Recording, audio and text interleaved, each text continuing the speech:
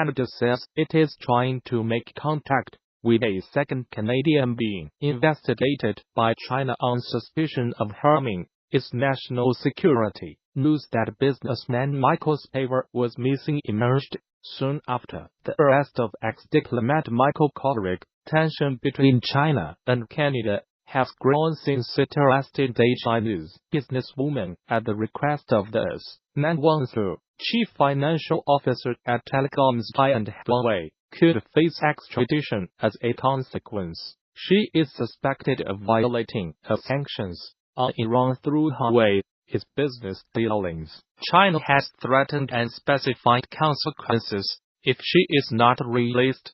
Michael Spavor is a businessman based in Dandong, near the Chinese border with North Korea. He has deep ties to the North Korean government. Ex-diplomat Michael Kovrig currently works for a think tank, the International Crisis Group (ICG), which has said it is concerned for his health and safety. In December, Meng Wanzhou arrested in Canadian city of Vancouver at the request of the US as part of an inquiry into alleged sanctions-busting by her company Huawei. December, Canadian former diplomat Michael Kovrig arrested in Beijing on suspicion of engaging in activities that harm China's state security.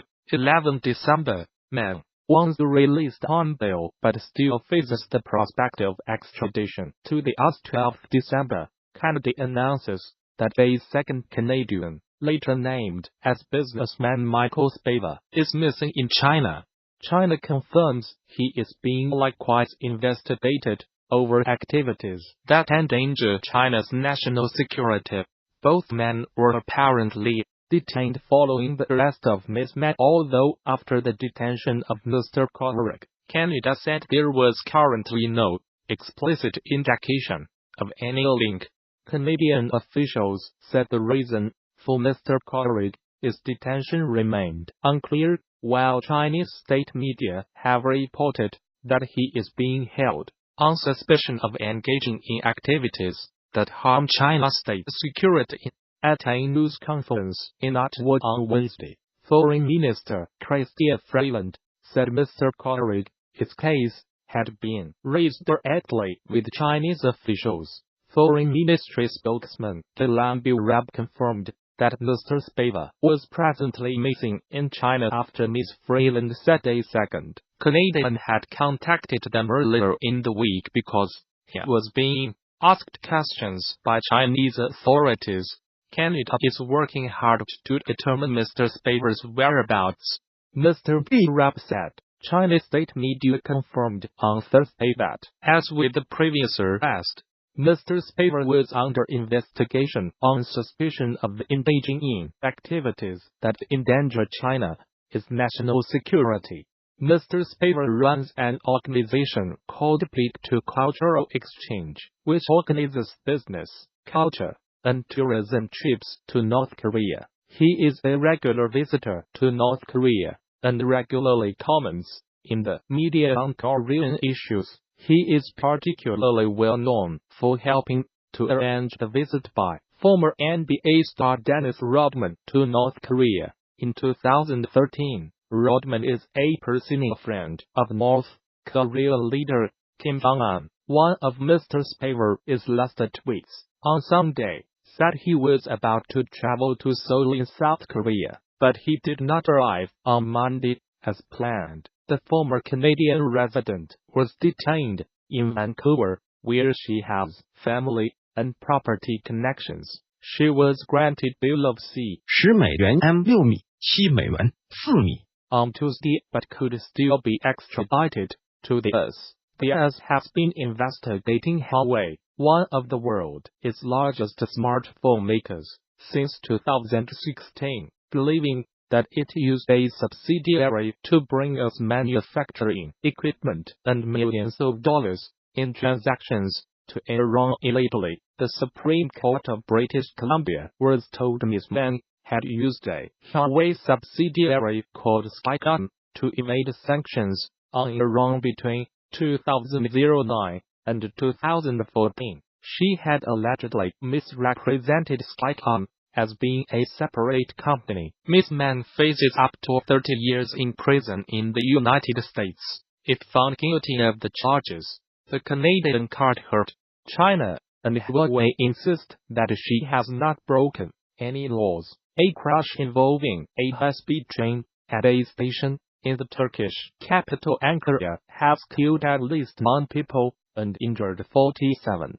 Turkey's transport minister has said. Images from the scene showed emergency services working to rescue people from badly damaged carriages. Reports quoting local officials said the high-speed train had collided with another train. Then at overpass, the accident occurred at about 6:30 local time 3:30 GMT. The crash happened at the Mercedes railway station, around 8,000 米 5 miles from Ankara, its main station. At a news conference, Ankara Governor Vahid Sayadi said the train was traveling from Ankara to the southern city of Konya when it collided with a locomotive inspecting tracks at the station. 3 train drivers were among 9 people killed in the crash, according to Turkish Transport Minister Kehit Turan. Turkey state-funded Anadolu agency reports that 206 passengers were on board the train. 3 of the injured are said to be in a serious condition. A large number of emergency workers arrived at the scene shortly after the collision, which occurred in snowy conditions. Search and rescue efforts are still underway. The Ankara State Prosecutor's Office says it has launched an official investigation into the cause of the crash. In a tweet, in Turkish, the Union of Chambers of Turkish Engineers and Architects quoted its chairman Yunus Yener as saying that signaling problems had been flagged on the line for some time. It added, the accident is murder. In July, 24 people were killed in Turkey when a train traveling from the northwestern town of Kapıkule and Rum to Istanbul derailed. Were you in the area at the time of the crash? Email your story to haveyoursayabbc.co.uk. Please include a contact number if you are willing to speak to a BBC journalist. You can also contact us in the following ways. North and South Korean soldiers have made several friendly crossings into each other's territory for the first time since the countries were divided. The men were checking the dismantling of guard posts in the demilitarized zone DMZ along the border as part of the two sides' recent rapprochement. Footage showed the soldiers shaking hands at the border before crossing. The Korean War in the 1950s left the peninsula divided and no formal peace treaty has ever been signed. As part of the talks between the divided peninsula, the South is President Moon Jae-in and the North is Kim Jong-un agreed to remove some of the guard posts on the heavily fortified border. The two leaders held a historic meeting in April, which led to talk between North Korea and the US. Since November, both North and South have blown up or dismantled 10 of their border posts. On Wednesday, South Korean inspectors visited each of the guard posts on the north side, while North Korea inspectors later inspected the same process in the south. This marks the first time since the division that the soldiers of the North and South are peacefully crossing the military demarcation line. The South Korean Defense Ministry said in a statement, both sides still have more guard posts in the DMZ, both over and underground. Laura Baker, BBC News. So this would have been unthinkable 12 months ago. Last November, shots rang out across the DMZ after an North Korean soldier made a dash across the border.